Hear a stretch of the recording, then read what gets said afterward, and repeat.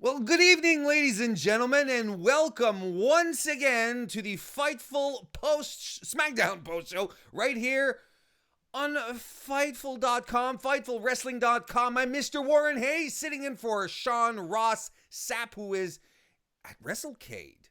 He's at WrestleCade right now. He's going to spend the weekend there getting all sorts of content, all sorts of news, interviews, scoopsies that he'll be able to share over on Fightful.com for all of you. And one of the reasons why he's able to do that, and he even brought Jeremy Lambert with him, Lambert, whatever, he brought him with him. So both of our guys are over there making sure everything is under control. And one of the reasons why he can do that is because of all your support. Not only here popping up here on the live shows, your visits over on FightfulWrestling.com to check out all your wrestling news and content and scoops that you love, but also on FightfulSelect.com, which is our premium service, which is actually the best way to show support for Fightful in general. And if you're not quite sure what Fightful Select is, well, where have you been all your life?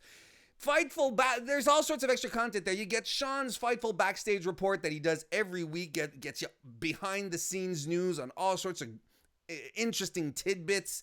There's all sorts of news previews and scoops there as well. Sean does a Q&A session, which Fightful Select members can ask as many questions as they like. We have retro reviews up there. I actually have to shoot a few of those with Sean coming up. We got to do some of those. Steven Jensen has the Weekender, and of course, Alex Pulowski, 2 times a week, delivers us some Sour Graps, which is the only wrestling review show that absolutely promotes itself as 100% negative. So if you like people crapping on wrestling, well, Alex is your man over on Fightful Select with Sour Graps. But I'll tell you what I'm not sour about.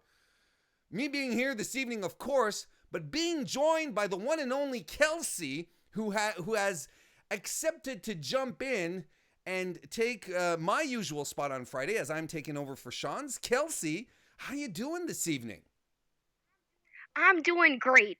Smackdown was decent. My hockey team won, and I think things are pretty good right now. I'm with you, the host with the most, and the ghost with the most. I can't believe I'm seeing you. Okay, I'm still going to try and be friendly with you. Who's your hockey team? Who won? Bruins. The Those are my boys. Bruins. I'm not from Montreal, but I'm in the environment of the Canadians. So I'm supposed to hate the Bruins, aren't I? I know. You're my There you enemy. Podcasting and in hockey. But we want to thank Kelsi. Kelsi is she does a whole bunch of podcasts online. She's very, very active. She interviews a bunch of people. She works hard. She has a great online presence. We're thrilled that she accepted to join us tonight. And we're thrilled that all of you are here joining us live as well tonight, giving us some super chats, which is another great way to support Fightful. And if you want to drop us a super chat, I will read your question and or comment and or statement online. If you put all 3 within one super chat, it'll be really long to read, but you can give it a try. And Shane Haas tonight starts it off by asking, are we getting Bryan Danielson American Dragon? Wow, that I don't know.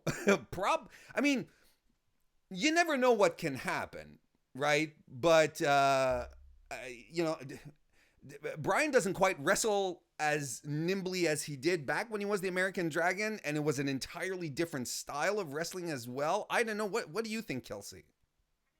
I mean, he has to be more careful, like you said, with the way he wrestles. So it would be a different version of him than it was before. I just think that no matter what happens, what version of Daniel Bryan we see, he's gonna need some Rogaine. I tweeted that corny, but all you saw was hair Well, coming up into the ring. I really liked the ending though. That was intense. I thought it was cool, and it made you want to see what's gonna well, happen next week. So effective. we'll get to that once we hit that part, and we'll dive into it a little more. But it was very interesting, to say the least. Makes you wonder what's going to happen next. But the show started off this evening with Roman Reigns coming out, and on a Thanksgiving episode, why not start off with Roman Reigns He says that he has a lot of things to be thankful for this year: family, good health, and happiness. And a year ago, at the same time he was at the same place he was last year, he only had one of those, which was his family. But things have turned around. He's very, very he's healthy. He's back being happy again, and he wants to thank his SummerSlam team of Mustafa Ali, Shorty G, and Braun Strowman for winning the match. But they had one dummy, he says. One dummy on the team, Baron Corbin, of course. And he says, let's bring the dummy out so he can apologize. Corbin comes out, and he says that, it's all well and nice, Roman, but I eliminated 2 people before you kicked me out of the match. Kelsi, I like me a heel who's right, though. I mean, he's not wrong. He did eliminate 2 people before Roman took over, and as Baron Corbin said, because of his ego, he couldn't handle it. He needed to be the hero, kind of thing. I liked this angle. I thought it was interesting. Sorry, there's someone knocking at my door. My dog's barking. But I like the angle too, actually. And this whole Baron Corbin, Roman Reigns thing took like 30 minutes of the show. And at first I was like, I'm not digging this. Reigns is coming out.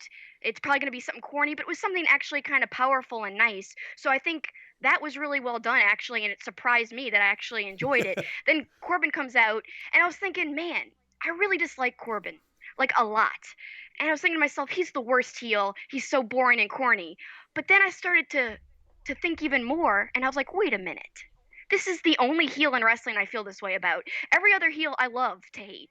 Like, MJF, I'd never boo him. I'd be like, oh my God, that's so great, with whatever nasty thing you just said. Whereas Corbin, I'm like, man, I want him to lose.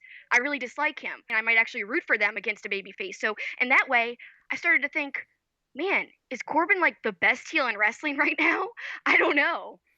Well, it's really odd, but I'm like, my mind's blown. I blew my own mind. I just blew my own mind. What was despite the fact that I did think that the that part of his promo was okay. You use the word corny. He sort of fell into the corniness after, where he started saying, you eat dog food. So when your wife burns the turkey, you don't know the difference because you eat dog food. And then he started, crapping on Alabama and football and whatever.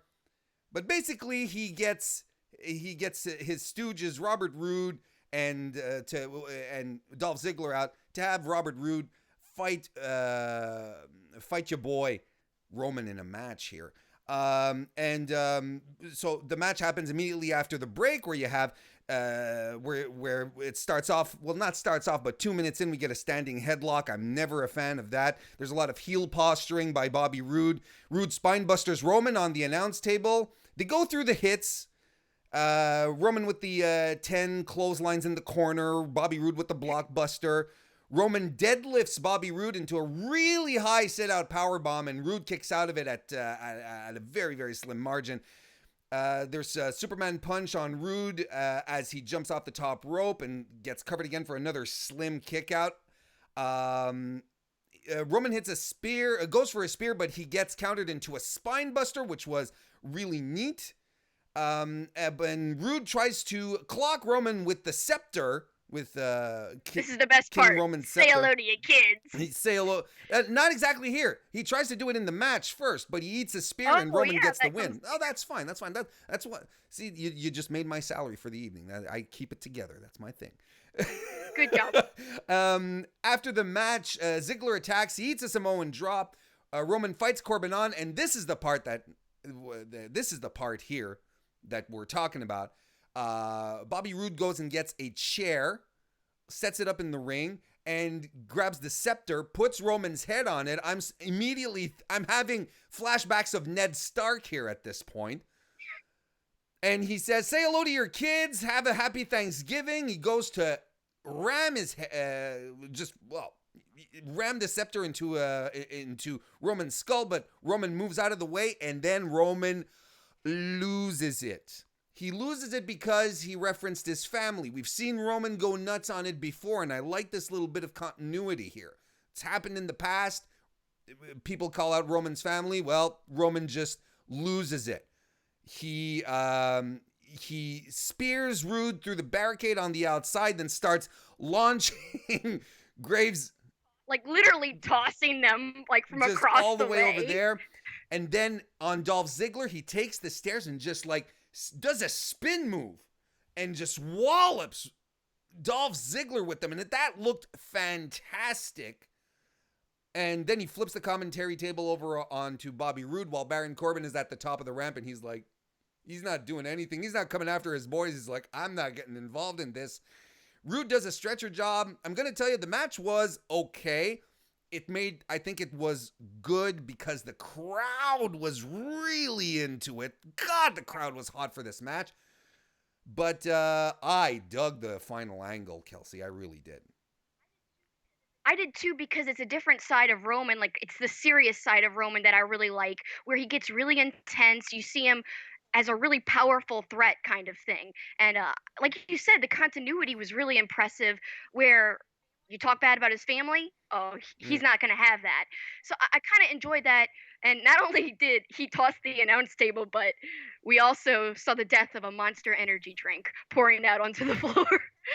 And apparently someone saw that it spilled all over Corey Graves' phone, they think, which would be pretty funny if he sabotaged Graves' phone. So no more bad tweets from Graves, if that was the phone in question. So that was our first segment. I thought it was fine. It set the table, and man, the crowd was just eating everything up. I got to tell you, another thing that I liked about this was, and I want to get your thoughts.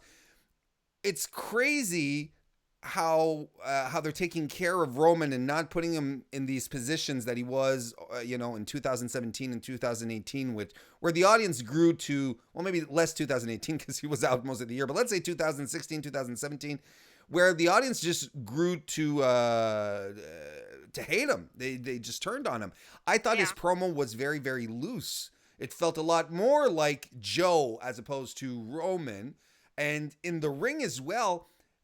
I don't know. Do you think that, and this is just pure speculation, do you think that maybe because he's not in a main event program right now, he doesn't have Vince like always over him, and maybe he just has a little more room, a little more wiggle room to do what he feels like? I think that could be a real possibility and a probability for sure. Um, I like that he's not in the main event scene. He's not like right in the spotlight all the time. He's still prominent, but it's not so much in your face anymore. And I think that's done wonders for how over he is with the crowd. I mean, obviously he's way more sympathetic in real life now, knowing his struggles and stuff. That helps as well. But like you said, the place on the card I think helps even more, because people don't like when something's thrown, down their throats, like it's too much. This is just like somebody said when I was saying, is Corbin really a good heel? Well, he's kind of helping people cheer on Reigns. So in that way, I do think he's pretty good, because you don't want Corbin to go over. You don't want, or Corbin's team in this case, because it wasn't exactly Corbin facing him, but you don't want that side to be victorious. So in that way, he's doing an effective job at being a heel. Whether it's go away heat or legit heat, it doesn't really matter what kind of heat Corbin has. I think it's effective nonetheless, and I think it helps Reigns in this case.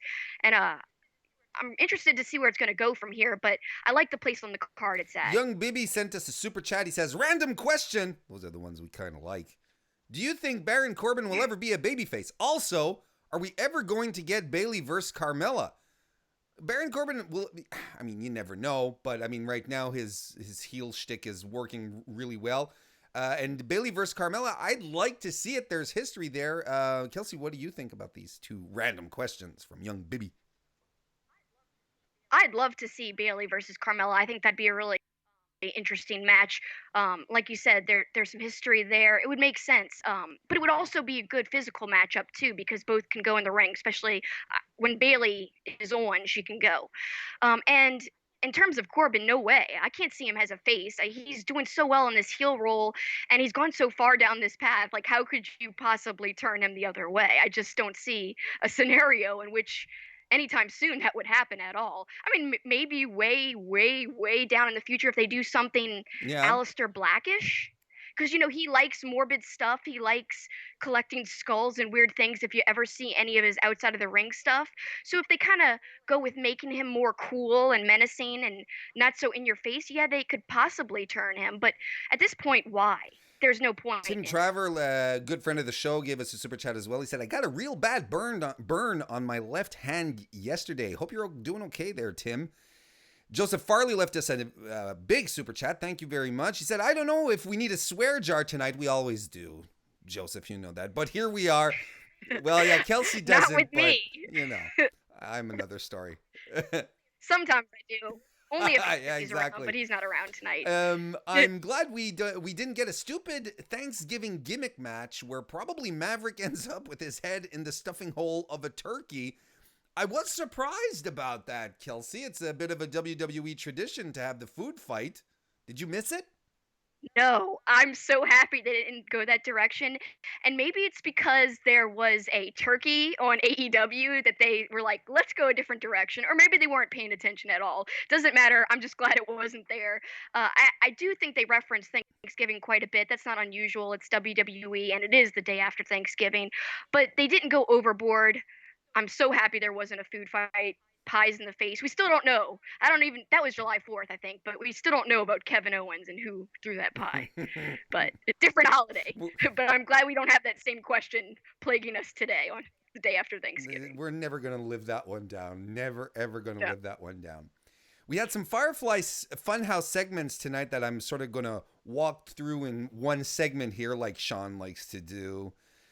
We had the first one where Bray is thankful for the WWE title, and he says, sharing is caring. He has a title, but he deserves a title as well. And they sort of kind of debut a Fiend-themed WWE title.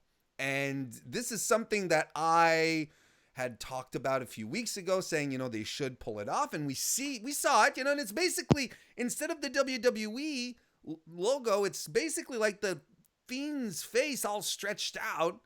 Saw it a bit, saw some pictures on Twitter. Gonna be honest, like I'm not the type of guy who usually craps on new belts because new belts kind of thing. I love the hemp belt. I like the new IC title they debuted, but Kelsi, I don't know about this one. Are you kidding me? It looked like Leatherface belt. I don't know. It was awesome. As someone who likes horror movies, that was insanely creepy. But wearing it on a waist, that wouldn't work. You'd have to wear it over your shoulder. A face on a waist, not really good. I don't know. It's strange. We'll see what happens. And Bray hasn't been wearing titles around his waist, regardless. Exactly. So it'll work. He's husky.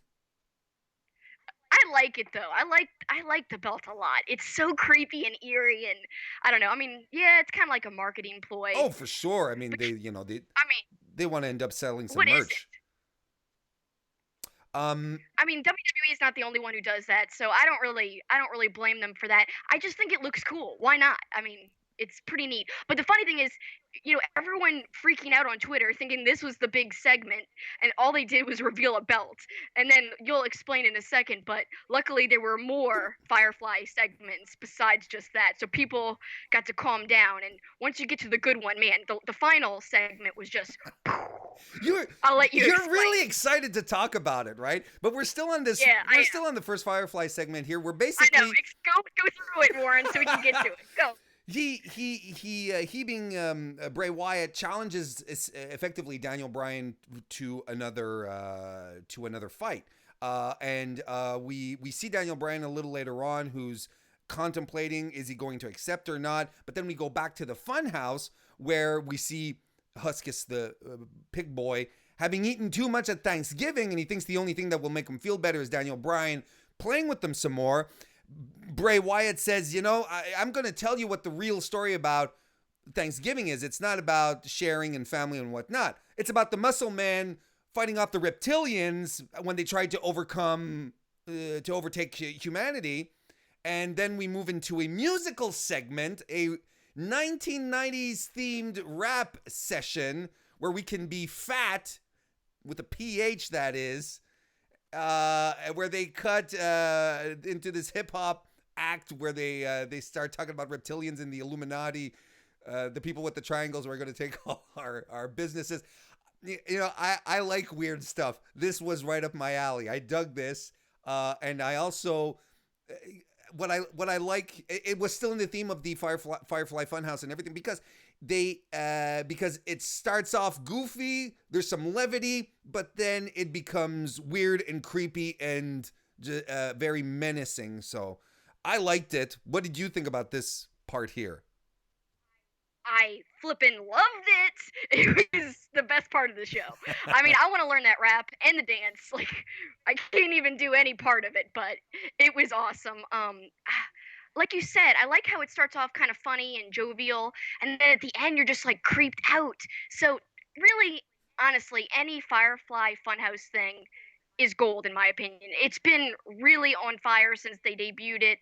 I just really like this character. I really like what they do with the Funhouse segments. It's so Pee Wee's Yeah. Playhouse. Every time I see it, it's like, God, it's so Pee Wee. And that's why I love it, because I grew up loving Pee Wee's Playhouse, so it extra appeals to me. But specifically, the dance was really cool. And then at the end, they showed this like demon in the background. Like you didn't see it in the foreground of the graphic, but there was like this red demon looking dude, and I think it was behind, they had like a graphic of the belt, I don't know, but it was super menacing and really effective, and just makes me wonder what's going to happen next. So we'll talk about the main event when we get there. I know. I'm leading you into the leads. But as ahead. far as segments go, we did have the Firefly Funhouse, but we had another one, a return. Kelsi, the fella, Sheamus, calling the locker room, saying the locker room is full of misfits and cowards. There's a fiend, a king, a shorty G, whatever the hell that is. He says. And he says SmackDown has no backbone, and he's going to be it. Sheamus setting up for a return, Kelsi. Now, I'm really excited about this. And why wouldn't you be excited? Look, he's had a long career in WWE. I think his last tenure with Cesaro as the bar was one that really helped break a lot of preconceptions that we had about Sheamus. But it's crazy to think that this is a guy that his career isn't celebrated more. This is a guy who won the WWE Championship 3 times. He won the big gold belt once as well. He's held the United States Champion 2 times. He's been Raw Tag Team Champion 4 times. SmackDown Champion once. He's won King of the Ring. He's won Money in the Bank. He's won the Royal Rumble. He's main evented WrestleMania, Kelsi. Why aren't people screaming at the top of the mountains for the return of Sheamus? I don't know. That's a great question, Warren, actually, because I think for a while he was plagued by just being really corny when he was a babyface. But as you said, his last run with the bar really kind of showed a different side of him. And that's why I'm excited, but a little hesitant about his return, because as we saw, the mohawk's gone. He's got his old look back. Maybe it's just a look change, but if he's going back to that old persona, which doesn't really match what he said in his promo, if he goes back to that old persona, I don't know how over he's going to be, just because I think that kind of leans towards the corny side of the spectrum, and I think he excels in like the heelish fun serious side of the spectrum, like where he's serious but also fun, and he works so well with Cesaro. And ironically, I know you're gonna get there, I'm not jumping ahead of you, but you'll talk about it in a few minutes. Ironically, Cesaro teams up with Nakamura on the show that we announced that Sheamus is coming back. I think that's kind of funny, and I was almost expecting, like, is Sheamus going to get involved here somehow at the end? But no. But anyway, it's cool to see him, but how are they going to present him? That's my big question. He's done a lot to transform himself into this badass persona, and then he does his Celtic warrior workouts online as well, which have did help create, I think, at least in the eyes of online fans, create a new vision for himself. Like, he has shifted. I'm really excited to, like, I saw him come back. I was really excited, and we were talking to each other online as this was going on, and you pointed out no mohawk. I think it might be. I think it might be a babyface sign that he doesn't have the mohawk anymore, because the mohawk is clearly a heel thing, and if he comes back as a heel and he doesn't have the mohawk anymore, it's a faux pas. Kelsi, it's a fashion faux pas. It is a faux pas. I'm sad. We all said you look stupid, but now that it's not there, No, I'm now like, you no, look stupid. This looks stupid. Yeah. Now I'm like, no. And yeah, he might be coming back as a babyface. This could be a sign, but like I said, I'm worried about that presentation of him. I don't think he excels as well as a babyface. So only time will tell. But I miss the mohawk. That's all I know for sure. I can't believe I'm even saying that, but I do miss it. We had another match. Mustafa Ali defeated Drew Gulak in a quick match. Basically, Drew threw Ali off of the top turnbuckle, got a single leg crab on him, but Ali hit a great super kick, tornado DDT, and the 450 for the pin.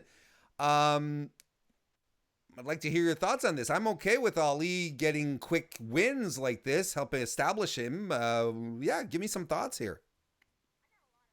I got a lot of thoughts about Ali. We can use Mustafa Ali now, right? We're back to being full name basis with him. I guess we are. It's just easier to say Ali, I guess, and quicker, but we can use the full name. My podcast partner, Paul, he really likes Ali. I am like, he's a great wrestler. But there's billions of great wrestlers right now. That's the thing. You got to have something more. Now, his backstory is the interesting thing. Like a true babyface behind the scenes in his real life when they present his story to the audience. And they do that every now and then. But I feel like they should be doing that more if they really want to seriously push him. He was in such a good position months ago. And then, of course, we saw Kofi rise up and benefit from Ali being out of that match. And then we got the Kofi Cinderella story, which really, I guess, could have been somewhat of a Cinderella story for Ali, but I don't think it would have been as big or effective as Kofi's. So now, Ali's struggling a little bit. He's not in the place he was then. In fact, he was even rejected when he first came back. So it's kind of surprising to see where Ali has gone to now, how everything has played out. But I think they've got to do more presenting of his backstory, because to me, when I see him wrestle, he's got a beautiful 450, but a lot of people do. That's the thing. There's a lot of great guys out there who can wrestle their hearts out. Show me something more. Show me some more personality, not just outside of the ring with his babyface story, but in the ring as well. That's what I would like to see. It's an interesting point that you brought up, because I had this discussion with a couple of people regarding Humberto Carrillo over on Raw, where here's another guy who is a very, very talented wrestler who can do some fantastic high spots. He works lucha style really, really well, but so do a lot of people. And I think one of the reasons why we're seeing Carrillo be a little unpushed or depushed, because he did come in, with AJ Styles and Seth Rollins coming in hot, but he's not connecting with the audience, because I think he just lacks something very natural. Just that thing where you can just reach over or just be in the ring, give a couple of looks, some body language, and you get the crowd over on your side. And that's something that Mustafa Ali has in droves. And it's one of the reasons I think why we're still seeing him and why they still want to give him a chance, because despite the backstory and everything, he has that element, that little something that helps him get over with the audience. He has that connection. He's able to grab the audience.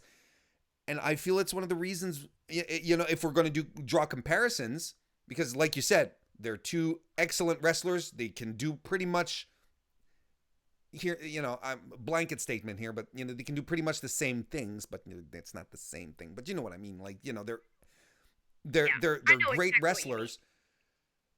But Carrillo is just lacking something, and Ali has it. That's why we're continuing down this route. And I think it's a good thing that WWE continues to push him, that they keep creating new stars, because they don't want to paint themselves into a corner where they end up at some point. We're like, oh, well, who are we going to turn to now to challenge X for Y? So that's really important. Yes. And he does have a connection with the audience. People I think he does, yeah.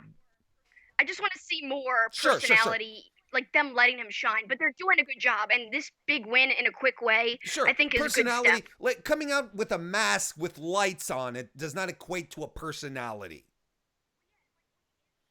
Well, yeah, and like on the Indies, he was a part of. I think he was part of a tag team where who was it that he?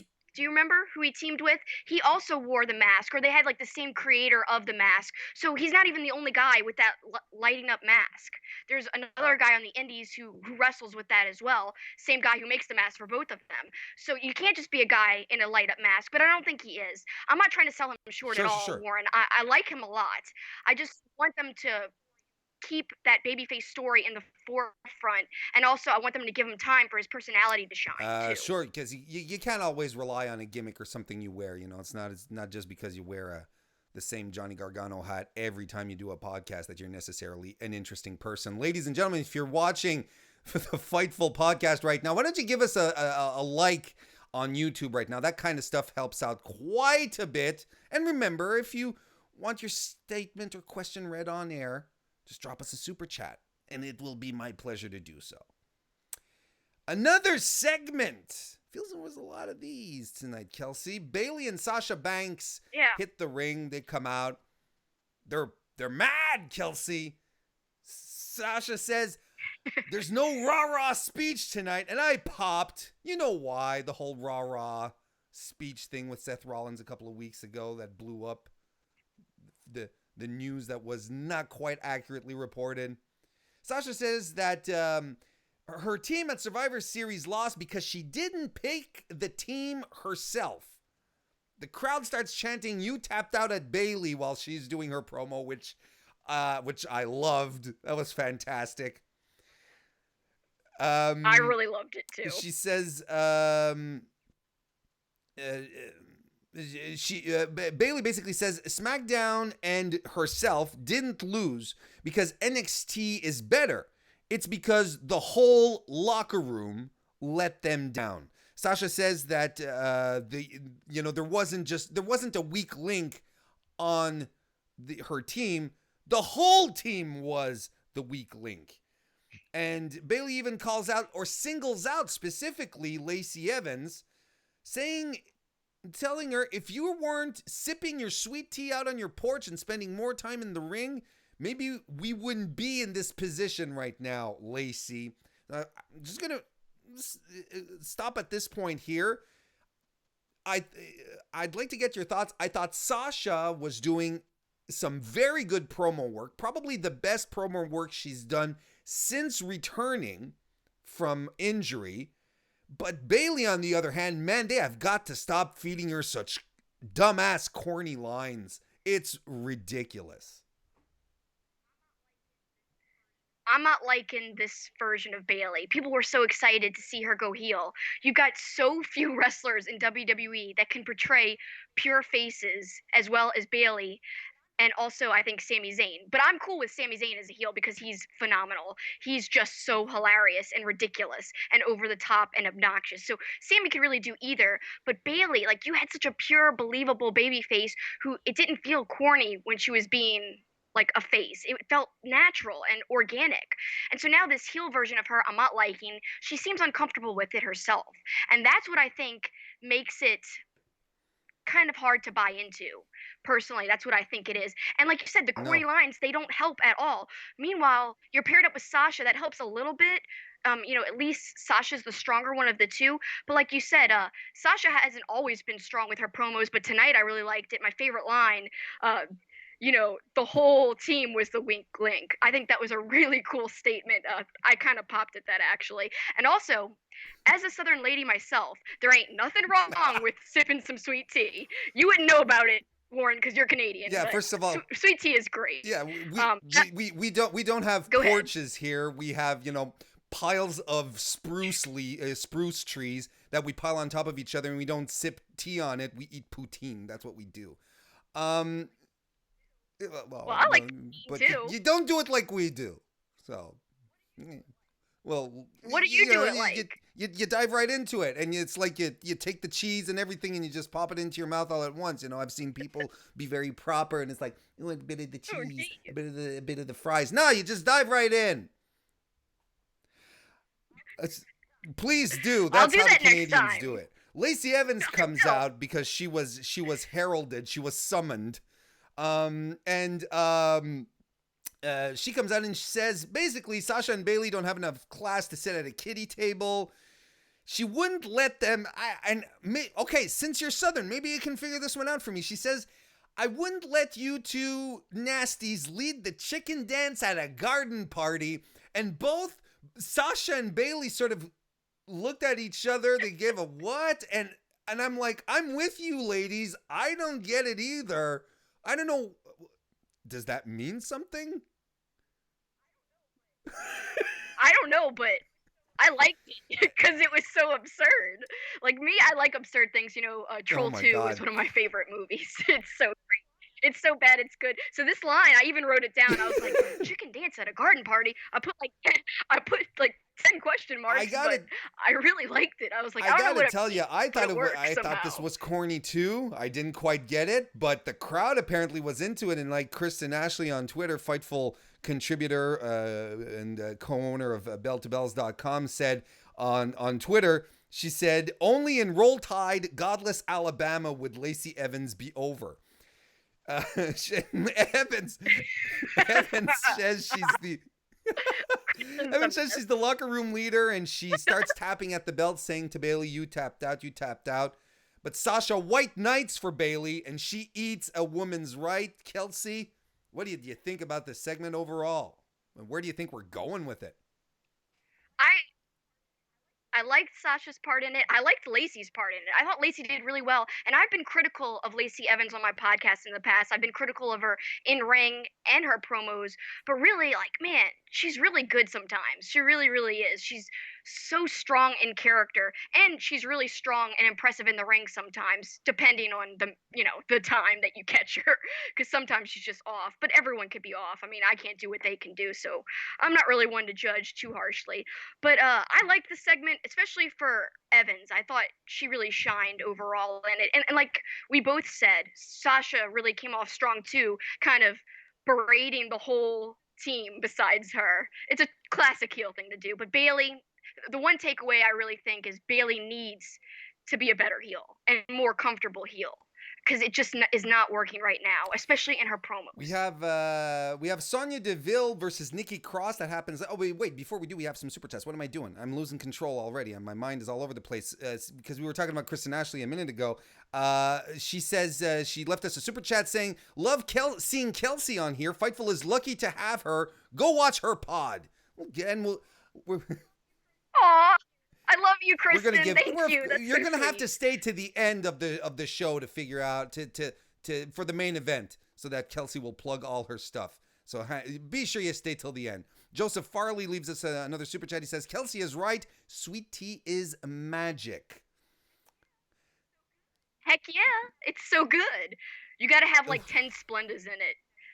If you have iced tea without the sweetness, use like a ton of Splendas, and that'll fix it right up. So Sonya Deville versus Nikki Cross happened. Actually, Nikki Cross defeated Sonya Deville.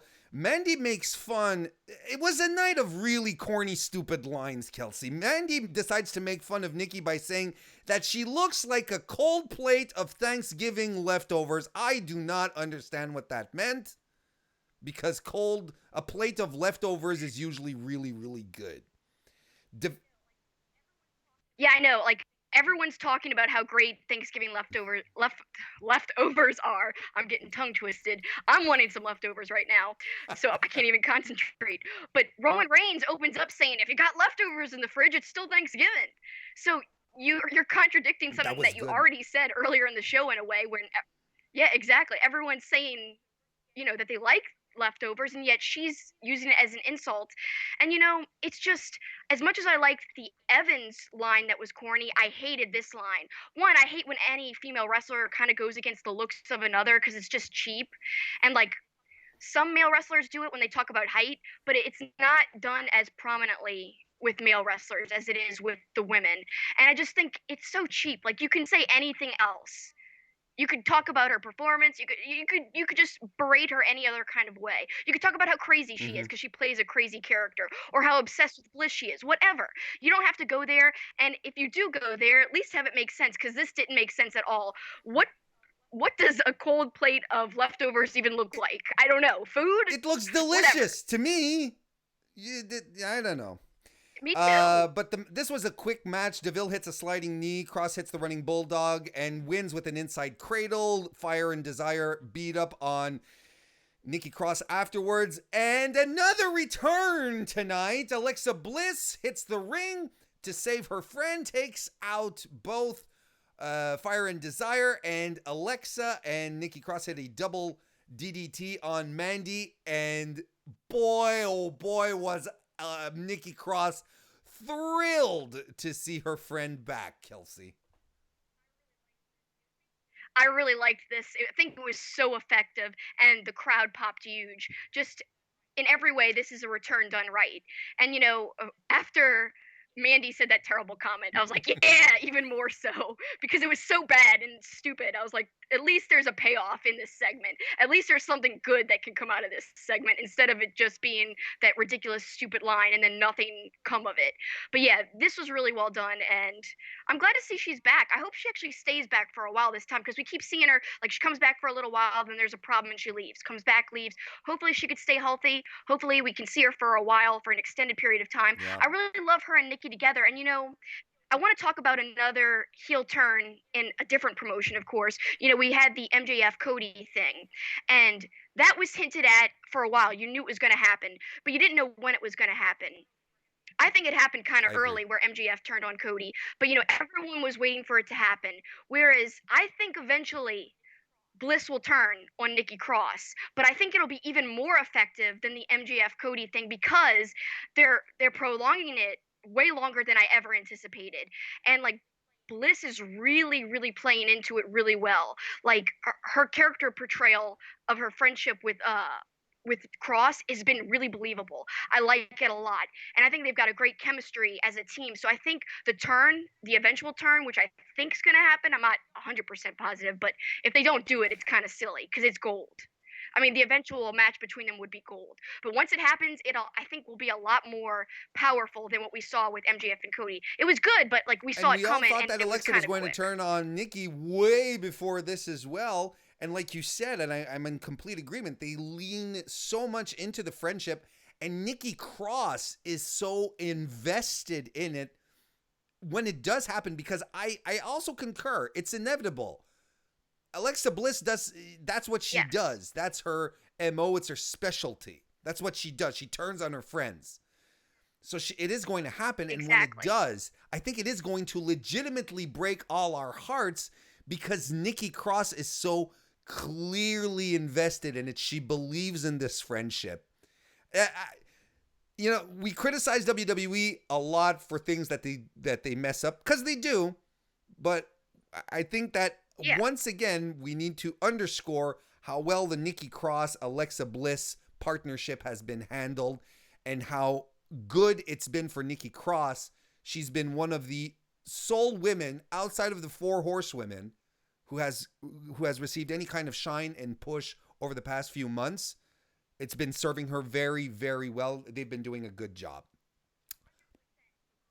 100% agree. And this is so much better than what they did with Oh, for Bliss sure. and Nia Jax. I think this is that type of situation done correctly. And when we see the turn, it'll be way more effective than that. So not only are they kind of doing something right, they're doing something better than they did in the past. So props to them. Got to give them props where props are due. And they're due. Stargazer in the chat says this is the left us a super chat. I mean, it's not just that. And thank you, by the way. He says this is, or they say, this is the best era. I'm gonna power through this one.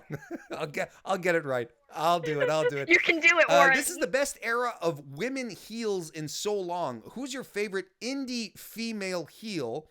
Ours is the Howley Cromwell on Twitter. I have a big penchant for and it depends where she's wrestling but Mercedes Martinez is able to play a heel like no one else can on the indie circuit. But then again, she flips around so much. But I got to see her live in May, and she was a heel, and she was fantastic. Kelsi, who do you like on the indie circuit as a woman heel?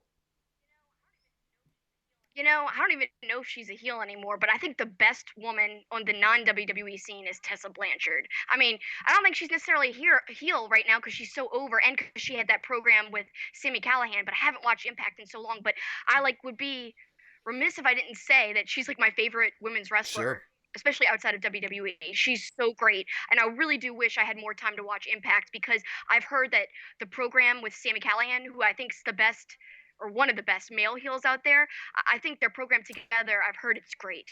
So I got to catch that. Dana Brooke is on her phone backstage, Kelsi. I wonder who she's talking to. Yes, Batista. I It's loved it. It was amazing. just such a wink moment. I thought it was amazing. Of course, we're referencing the fact that Batista and Dana Brooke are flirting online. They're flaunting it for all of us to just be like, y'all and your happiness. I love it. Drake Maverick Nudge, comes nudge, over. wink, wink. Yeah. Monty Python. Drake Maverick comes over with some mistletoe. He tries to kiss Dana Brooke, who's like, "Aren't you married?" And he says it's complicated. Oh, developments. But the big deal here is Elias coming back, singing a song, cutting it on Drake Maverick. Elias has been out for a while. He's been injured. Was supposed to come back. Didn't quite come back. Apparently, they're leaning more into it. Perhaps back into a babyface persona. I don't know, but it was good to see him back. We're going to move on to the New Day Open Challenge. They hit the ring to put over Thanksgiving and Black Friday. Sami Zayn comes out to tear down Thanksgiving, calling it a holiday where you celebrate imperialism. And Black Friday is a marketing scam which promotes rabid consumerism. And he's right. That's the thing. He is. As an American, I can say it's true. But I thought it was a good promo to really establish the fact that you're not supposed to like these guys. Cesaro and Shinsuke accept the open challenge, and we are into it. Cesaro hits a gut-wrench suplex on Kofi Kingston, who gets tossed to the outside and eats a running European uppercut by Cesaro over the commentary table. Big E eventually gets the hot tag on Shinsuke. He does the belly-to-belly suplexes, but Shin moves away from the big splash. The New Day had Shinsuke. There was a cool move here where the New Day had Shinsuke Nakamura on Big E's shoulders, and Kofi goes up onto the top rope, jumps off, and stomps onto Shinsuke's shoulders as Big E is dropping him face first. I liked it. I thought that was a cool spot, Kelsi. It was an awesome spot. I mean, Big E, incredible. And of course, Kofi, too. They're just such a great team together. I love the innovation. I love when they pull out new moves like that. It always keeps me on my toes. I prefer that than seeing the same old routine week after week. Cesaro uppercuts Kofi as he flies off to the outside. Cesaro then unloads a series of quick uppercuts on Kofi in the corner. He catches Kofi's Trouble in Paradise and rope hangs him. He distracts the ref in the meantime while Sami Zayn tries to plaster Kofi with the pancake platter, but he gets tossed out. But this all ends. The New Day wins. That's the most important thing here. What'd you think of the match? Kofi got the pin. I'm glad about that. I mean, I know this has kind of been to death, but it's just such a weird transition from Kofi being champ to like now. Yes, he's like tag team champ, but it's just weird the way they treat it. They don't seem to like reference it that much or that heavily. And that's what's weird about it. But I'm glad at least he got the pin because like he is like a former like champion, like hardcore champion, like the top of the food chain champion. So to me it's like at least he got the pin here. The match was great. I mean, I dig the New Day. A lot of people are like, "Oh, when are they gonna break up?" But I'm like, I don't know. I really like them together. They're not stealing. Never break up the New Day. That's people always say there's no such thing as real friendships in wrestling. Friendships in wrestling will always lead to feuds, but I think that the New Day has to prove everyone wrong. They always find a way to keep themselves fresh. They're always entertaining. They're a great act. They are one of the most consistently great acts in WWE on the microphone and in the ring.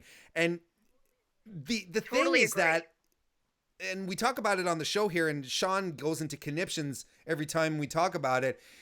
They've stopped mentioning that Kofi Kingston was a WWE champion, and tonight, at some point Michael Cole is like, Kofi Kingston's celebrated career, and my ears perk up and I'm like, oh, are they going to mention it? He's held the tag team titles for over 900 and some days, and I'm like, motherfucker. They just don't. And one of the reasons why it's weird, Kelsi, in my opinion, is because we never got closure on Kofi's reign as champion. It ended in 30 seconds on the first SmackDown on Fox, and we didn't even get Kofi Kingston outside the ring with his head in his hands, or nothing. Yeah. Nothing. He did nothing about it. There was no follow-up. There was hardly anything about it. It's frustrating. As someone who loved his run, it's really frustrating. That's all right. But so I'm glad the New Day got the win here. This match was fine. It was okay. Cesaro rocking the chinos. I like it.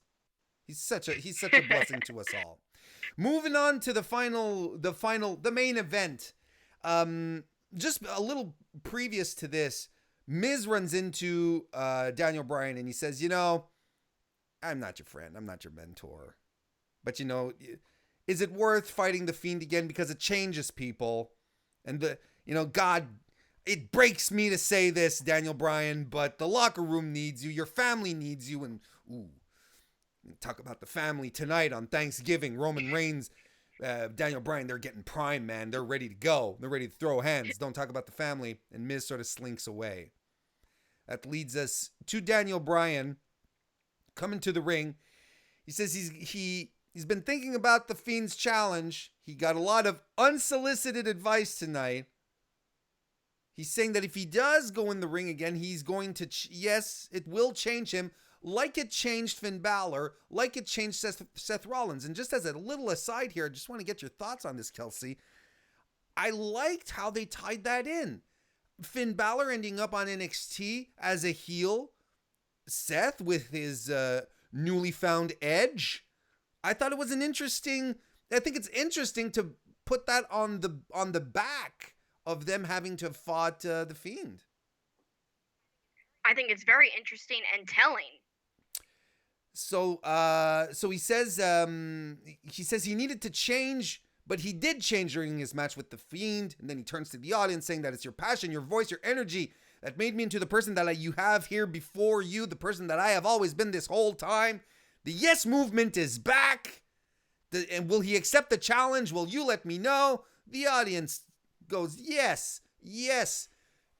Thunderous. Everyone was into it. Daniel Bryan chimes in. Bray Wyatt appears on screen again. And he says, he's very, very cryptic, just planting some seeds, says, Daniel, I'm sure you want to go through with this, but maybe you don't remember, but you helped build this place, referencing their feud from a couple of years ago, most likely. And he says, I'm a man of my word. I said we were going to get a new face tonight, so I'm in the Firefly Funhouse, so here we go. The lights go out. The red appears. The virtual Game Boy look pops up. And the Fiend, well, actually, someone comes out from under the tarp. It's the Blade! The Butcher! It's the Butcher and the Blade! It's like we've seen this before.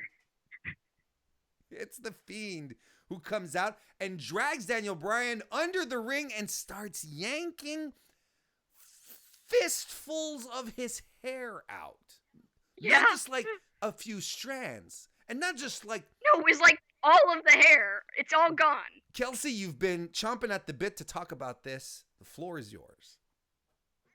I really, like I said at the beginning, I really liked this. I thought it was a perfect way to end the show, and I was like, that's it? I wanted to see more. Like, I wanted to see him kind of like come out of the destructive hole in the middle of the ring. I wanted to see him like grasp out just a little peek of what we're going to see next week. I mean, I just think it's so effective. Like, as the audience, you're wondering, what the hell? Mm-hmm. is Daniel Bryan going to be transformed and be an evil guy, or is he just going to be like off of TV for a while? We don't know what's happened to him. Um, I don't know. Like you said, is he going to like revert back to former persona? I don't know. There's so many ways you can go with this. I don't know. I think it was well done. And we're definitely going to get a new face from Daniel Bryan after this. I mean, you don't necessarily recover getting your hair yanked out like that really easily without any kind of a little touching up afterwards. So that was SmackDown tonight. Kelsi, overall, very heavy on the segments, very light on the wrestling, but they're setting up a lot of stuff tonight. There were a lot of returns. I thought this was one of the better episodes since they moved to Fox. I actually agree with you, and I'm surprised because I told you, I was like, Warren, you're special, man. I'm watching SmackDown Live for you, like as in like in real time. I usually Right. watch it later, so I was like, I'm actually watching it, and I was pleasantly surprised. Pretty good, and I thought I would really have like a not as excited feel because it was really cool, although confusing. I know you and Sean talked about that like that last week, but it was confusing when NXT came in and was involved, but it was also exciting.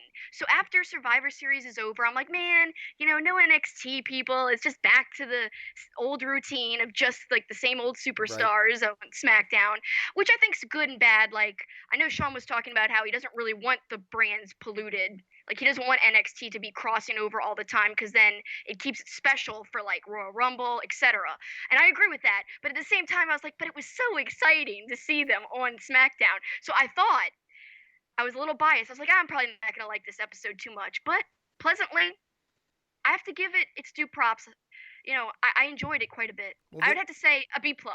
No, there you go. There you go. So I enjoyed it as well.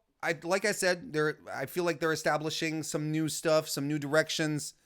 We're going to be leading into TLC. I like a little more wrestling on my wrestling shows, though. But that's a personal thing. Well, like if I want to watch wrestling, I'll go like just the wrestling. I'll watch New Japan. Sure. But here, I think if it's good stories, I don't mind a lot of segments. If it's setting up stuff, it's for cool. Sure. So since this is setting things up, I'm like, I don't mind that this week's kind of light on wrestling. But I get what you're saying. I do. Absolutely. And they do have great athletes, so why not let them wrestle? But at least these segments set things up. At least they made sense, and at least they weren't overly too corny. They mostly worked. They mostly worked. Indeed. Most. Kelsi, it was a pleasure to have you on the program, on the post show tonight.